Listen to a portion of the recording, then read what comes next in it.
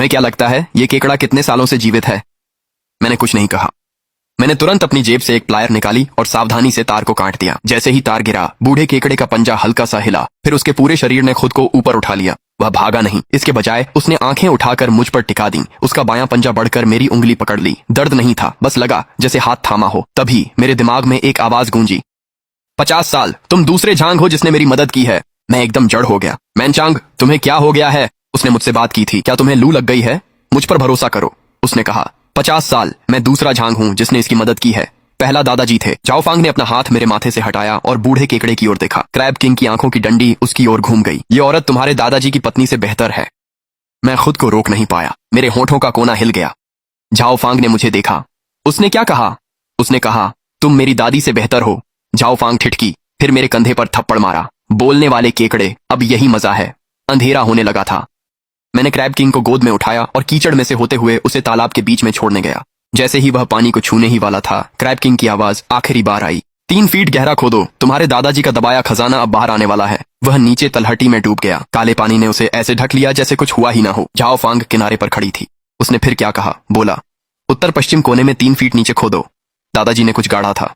तो फिर इंतजार कैसा? चलो चलें। सुबह की रोशनी पूरी तरह फैली भी नहीं थी कि जाओफांग और मैं अपने फावड़े कंधे पर रखकर फिर से उत्तर पश्चिम कोने की ओर कीचड़ में उतर गए। कमर तक पानी और कीचड़ में फावड़ा चलाया तो वह किसी चीज से टकराया, पर वह चट्टान नहीं थी। मैंने फावड़ा ऊपर खींचा। फावड़े की धार पर कुछ गहरे हरे रंग के दाने चिपके हुए थे। रोशनी उन पर पड़ी और दानों की सतह पर फैली सुनहरी रेखाएं खून की नसों की तरह चमक उठी। जाओफांग किनारे झुकी और नाखून से फावड़े से एक दाना उठाया, सूरज की ओर उठाया। मैनचांग, ये कैसा खनिज है? ये दादाजी की दी हुई खनिज रेत है। ये पानी शुद्ध कर खून को पोषण देती है। इसे तालाब में डाल देते हैं। 30 साल पहले उन्होंने इसे कीचड़ से ढक दिया था, 2 हिस्सों में बांटकर छुपाया था। ये पहली खेप है। जाओफांग ने सुना, फिर फावड़े की धार से खनिज का दाना उखाड़कर अपनी मुट्ठी में बंद कर लिया। तो चलो खुदाई करते हैं। हमने पूरी सुबह खुदाई की। उत्तर पश्चिम कोने की जमीन को खोला गया। गहरे हरे रंग की खनिज रेत की एक परत दिखाई दी जो लगभग 1 फुट मोटी थी और मुट्ठी के आकार के टुकड़े आपस में कसकर भरे हुए थे। जाओफांग पानी में खड़ी थी। उसकी पैंट जांघ तक भीग गई थी। उसके बालों में कीचड़ के छींटे लगे थे। उसने झुककर एक खनिज का टुकड़ा उठाया, हाथ में तौला। साधारण पत्थर से भारी था। दादाजी ने इसे ढूंढा कैसे? पता नहीं। उसकी नोटबुक में इसके बारे में कुछ भी नहीं लिखा है। क्या तुम्हारा पुराना केकड़ा जानता है? वो जानता है। तुम्हारे दादाजी ने पहाड़ पर 3 साल बिताए, 3 खदानें फोड़ी, तब जाकर उन्हें यह नस मिली थी। उन्होंने पूरे एक पतझड़ में अपनी पीठ पर टोकरी दर टोकरी खनिज नीचे पहुंचाया था। मैंने जाओफांग को केकड़ा राजा की बात बताई। वह सुनती रही, फिर अपने हाथ में पकड़े खनिज की ओर देखने लगी। टोकरी धर टोकरी, और फिर बूढ़े गुआई ने तालाब चुरा लिया। जाओफांग चुप हो गई। उसने खनिज को बांस की टोकरी में रखा और झुककर फिर से खुरचने लगी। इस बार उसकी हरकतें पहले से तेज थीं। शाम तक ज्यादातर खनिज इकट्ठा हो चुका था जो किनारे पर एक गहरे हरे पहाड़ की तरह जमा था। जाओफांग उस ढेर के पास बैठ गई। उसकी हथेलियों में 4 खून से भरे छाले पड़ गए थे। अब इसे पीसेंगे कैसे? चाचा का ओखल छोटा है। मैं ली लाउशान के घर गया जो पुराने पत्थर तराशने वाले थे। उनके पास पुश्तैनी ओखल था। जब मैंने ओखल मांगा तो वे बीड़ी पीते हुए चौंक गए। पत्थर पीसोगे मैनचांग? क्या तुम्हारा दिमाग ठीक से खराब हो गया है? साधारण पत्थर नहीं है, खनिज रेत। उसे पीसकर पाउडर बनाकर तालाब में छिड़कना है। यह पानी को शुद्ध करता है। लीलाउशान मुझे देर तक घूरते रहे, फिर खड़े हो गए। ठीक है चाचा, उधार देंगे, पर एक शर्त है, काम के बाद इसे साफ कर देना। यह ओखल मेरे दादा ने तराशा था, 3 पीढ़ियों से चला आ रहा है, इसका ध्यान रखना। लीलाउशान ने मेरी मदद से ओखल तालाब किनारे पहुंचाया। अयस्क की ढेरी देख उन्होंने एक टुकड़ा उठाया। यह पत्थर मैंने पहले देखा है। कहाँ? तुम्हारे दादा के पास। 30 साल पहले वे इसे मेरे पिता के पास लाए और पीसने को कहा। पिता ने उनके लिए पूरा बोरा पीस दिया। फिर तुम्हारे दादा का हादसा हो गया और मैंने फिर कभी इस तरह का पत्थर नहीं देखा। मैनचांग, तुम्हारे दादा ने इस पत्थर से जो केकड़े पाले थे उनमें से एक मैंने भी कभी खाया था। उस समय मैं सिर्फ एक किशोर था। उस केकड़े का स्वाद मैं कभी नहीं भूला। वह चला गया। जाओफांग और मैंने अयस्क पीसना शुरू किया। उसने ऊंचाई के लिए पैर के नीचे पत्थर रखा, मूसल पकड़ा और उसे बार बार नीचे गिराया। अयस्क ओखली में टूटने लगा। हरी धूल उसके हाथों और बालों पर जम गई। आधी रात तक उसकी उंगलियों में छाले पड़ गए थे। मैंने मूसल लेने के लिए हाथ बढ़ाया। थोड़ी देर मुझे करने दो, कोई जरूरत नहीं है। जाओफांग, मैंने कहा। नहीं, तुम्हारे बूढ़े केकड़े ने कहा था कि राजा बनने में 3 साल लगते हैं। 3 साल? 1000 दिन से ज्यादा। पहला ही दिन है और आप अभी से आराम को कह रहे हैं। मैं रुकी तो प्रार्थना कौन करेगा? मैंने बहस नहीं की। मूसल ले लिया, न छीना न झपटा। हाथ पकड़कर उंगलियां खोली। हथेली में छाले थे। जहां वे फूटे वहां की त्वचा मूसल से रगड़कर लाल थी। झांग मैनचांग, आधा घंटा आराम करो। आधे घंटे बाद तुम संभाल लेना, हम बारी बारी से करेंगे। कोई किसी को ढो नहीं रहा, सब बराबर हैं। वह मुझे देर तक देखती रही, फिर उसने छोड़ दिया। वह अयस्क के ढेर के पास बैठ गई और दोनों हाथ खोलकर घुटनों पर रख दी। मैनचांग, तुम्हारे दादा ने 3 साल तक अयस्क नीचे ढोया। नीचे पहुंचे और फिर ओल्ड गुआई ने तालाब छीन लिया। क्या तुम इसके लिए उनसे नफरत करते हो?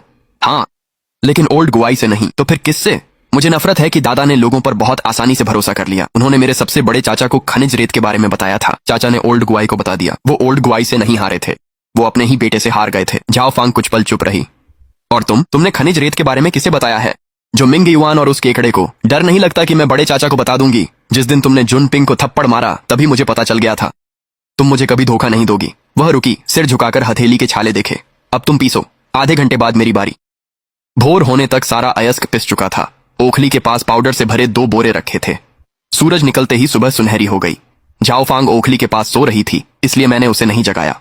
मैं एक बोरी उठाकर पानी की ओर चल दिया। तभी केकड़ा राजा बोला, धारा के साथ पहले दक्षिण पूर्व और फिर उत्तर पश्चिम में बिखेरो। पता नहीं झाओ फांग कब जागी, पर वह चुपचाप आई और दूसरी बोरी उठा ली।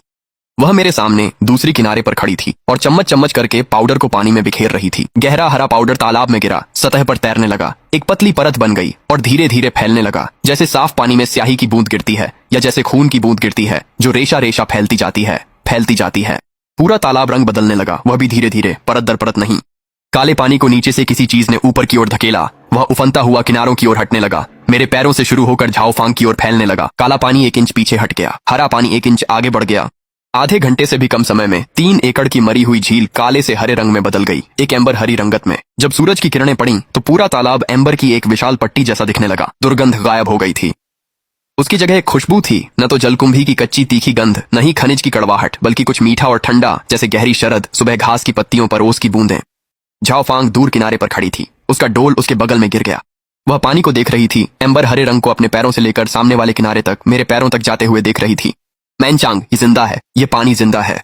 वह झुक गई, अपना हाथ पानी में डाला और थोड़ा सा पानी हथेली में भरकर अपनी नाक के पास ले गई। फिर एक घूंट पी लिया। इसके पहले कि मैं कुछ कह पाता, वह पहले ही निगल चुकी थी। मीठा है? क्या तुम पागल हो गई हो? इस पानी की जांच नहीं हुई है।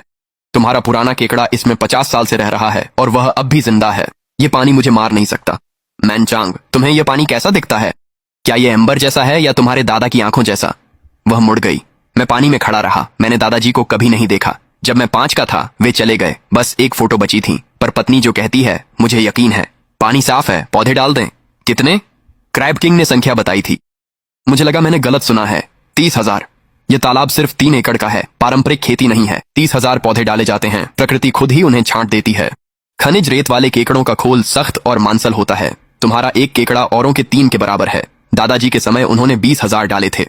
तुम 10,000 और डाल रहे हो। उससे 10,000 ज्यादा क्यों? क्योंकि तुम्हारी पत्नी उसकी पत्नी से बेहतर है। हंसी। 30,000 पौधे, इसकी कीमत कितनी होगी? कितनी? 30,000 पौधे, 80,000 युआन। झाओ फांग ने कड़छी नीचे रख दी और पानी में घुटनों तक डूबकर इंतजार करने लगी। हमारे पास सिर्फ 50,000 हैं। मुझे पता है हम 30,000 कम हैं। मैं जाकर उधार ले आऊंगा। किससे? जो मिंग युआन, तुम वापस आ गए। सुना है तुम प्रांतीय शहर में पैसे उधार लेने गए थे। यहाँ क्या कर रहे हो? तुम्हारे तालाब को देखने आया हूँ।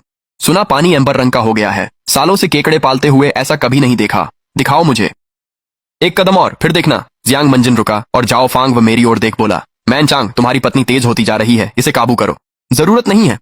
तुम तालाब से दूर रहो तो ये बिल्कुल ठीक रहेगी। ठीक है, ठीक है। तुम दोनों तो कमाल हो। मैं यहाँ झगड़ा करने नहीं आया, बस एक संदेश देने आया था। कौन सा संदेश? तुम्हें शहर के बूढ़े गुआए का पता है? उसे तुम्हारे पानी का रंग बदलने के बारे में पता चला है। उसने मुझसे पता लगाने को कहा है। क्या तुम वो खनिज रेत बेच रहे हो? 1 बोरी 1 लाख। नहीं बेच रहे। 1 बोरी 1 लाख, 2 बोरी। ये 2 लाख हो गए, जो पौधों, चारे और बाकी सबके लिए काफी है। ऊपर से कुछ बच भी जाएगा।